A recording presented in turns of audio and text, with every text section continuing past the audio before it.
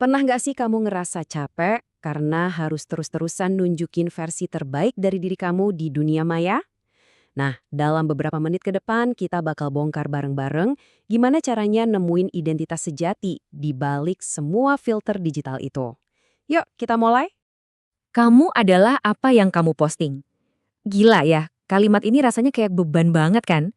Seolah-olah nilai kita tuh diukur dari seberapa banyak like yang kita dapat dan seberapa sempurna feed kita.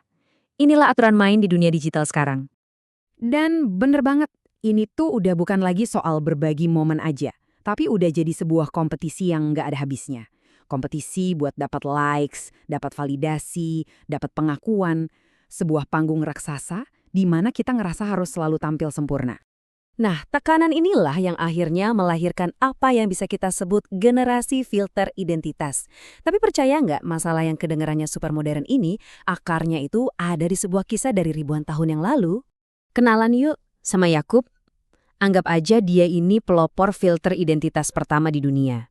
Dia pakai kulit kambing buat nyamar jadi kakaknya, Esau, cuma buat dapetin berkat. Dia ngerasa kalau versi asli dirinya itu nggak cukup baik.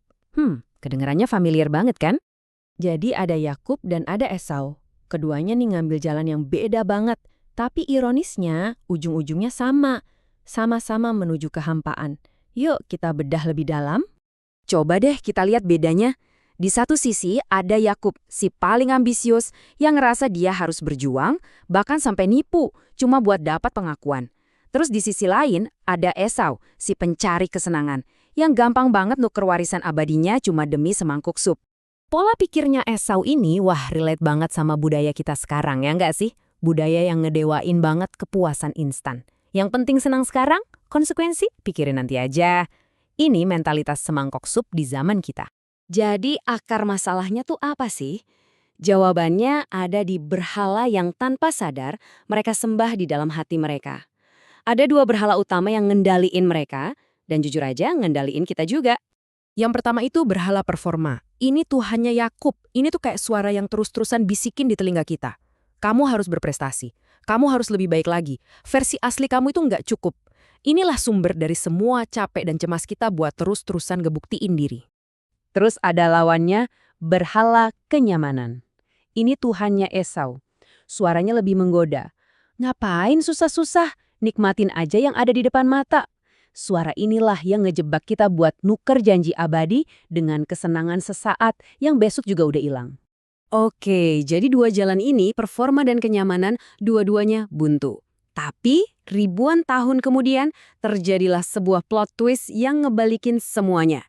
Sebuah pembalikan keadaan yang nggak pernah ada nyangka. Siap-siap ya, karena apa yang akan kita lihat selanjutnya ini benar-benar mengubah semua aturan main. Sebuah pertukaran ilahi yang ngejungkir balikin semua logika kita tentang apa artinya layak. Inilah pertukaran agung itu. Ingat kan gimana Yakub pakai kulit kambing buat nipu? Nah, ribuan tahun kemudian, Yesus, anak sulung yang sejati, justru rela memakai kulit dosa kita. Hasilnya, gila banget. Kita, para penipu, malah diterima oleh Bapa. Sementara dia, yang satu-satunya layak, justru ditolak demi kita. Bener-bener pertukaran yang luar biasa. Jadi, poin paling pentingnya tuh ini. Yesus sebagai anak sulung yang sejati dengan sengaja ngelepasin semua haknya. Kenapa? Supaya kita yang sama sekali nggak layak bisa nerima warisannya, yaitu status sebagai anak Allah, sebagai hadiah murni, bukan hasil usaha. Terus, apa artinya semua ini buat kita yang hidup di tengah gempuran media sosial?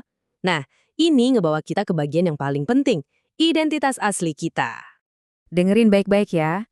Nilai diri kamu, identitas kamu, itu nggak lagi ditentuin sama jumlah like, komentar, atau seberapa estetik feed Instagram kamu.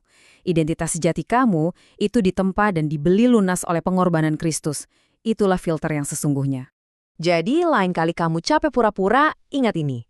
Kamu nggak butuh lagi kulit kambing atau topeng apapun.